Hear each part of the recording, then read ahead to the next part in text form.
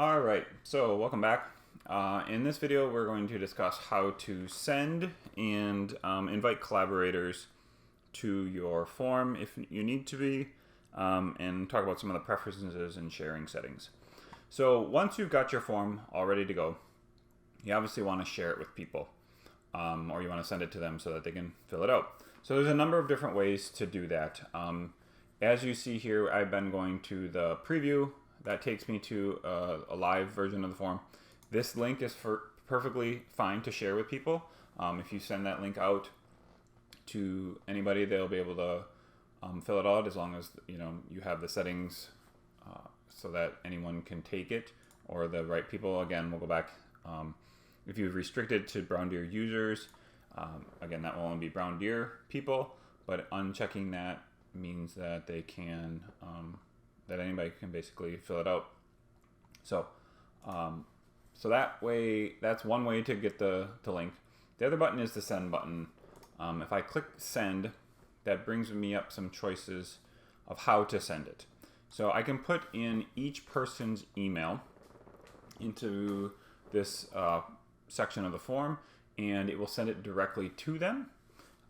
What's nice about this is that when you send it to somebody, you get a notification if they've responded to it, I shouldn't say notification, but you can tell who has responded to it based off of your sense. So that's kind of nice. You can put a subject, a message, include the form in the email. I tend to not like to do this, even though it's even if you have a short form, you fill out the form in the email, but then it actually takes you out to Google Forms and you have to say agree to submit it. So it's just like an extra step. I say just have the link included so it sends them right to the form and they can fill it out. You went through all the time creating the form, might as well let them see it and use the full functionality of it. Down here, it says add collaborators.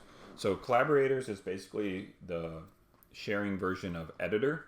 So anybody who is a collaborator will be allowed to edit the form. So you gotta be careful about not including that on your form unless you are working on the form with somebody else and you want them to be able to edit it with you. So that's one way. The link section will give you the link that we saw up here in this tab. So this is just a viewable link for the Google form. You can also click to shorten it. So if you wanted to paste this, say, in an email, you wouldn't have such a large link. You can do that. Just click copy and go ahead and paste that anywhere. You can put it in a chat. You can put it in a message. You could put it on an email. So lots of different places to do that.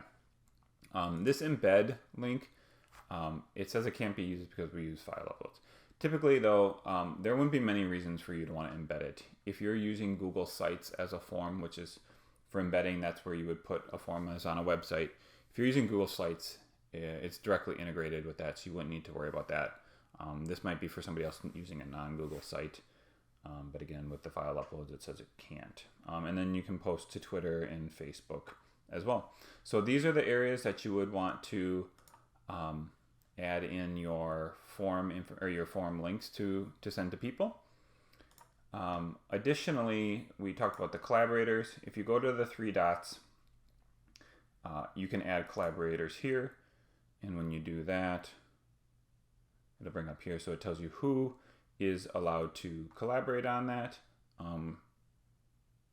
Right now it says anyone with the link can edit this form, so I don't know, I guess I probably put it in a shared folder, that's why.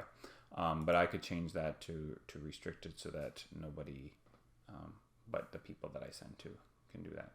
And so once you've done that, it'll change and it'll send it to the people that you've requested, just like you would Doc or any other Google app product. So that is how you would send it. One last thing that I wanted to go over in this video here then is also your preferences. So you can set preferences to be defaulted so that they automatically do these things when you open up a new form. So for example, if you want to always collect email addresses in a form, you can set that as a default. You can turn it off after, but this would set it up. Making questions required. So every time you put in a question, it'll make it a required question. That can be a little. It's half a dozen in one, six in the other. Like, what do you prefer? I guess I would say prefer to not make questions required and go back afterwards, because if you do make a question required and they can't answer it to finish the form, that could cause a bit of a problem. But again, if you take the form on your own ahead of time, just walk through it, or go through it, you'll kind of see where some of those things might come up. So that's just some of the settings. And then quizzes, we're not going to go over quizzes right now, but that's another option. So so that's basically sending your form.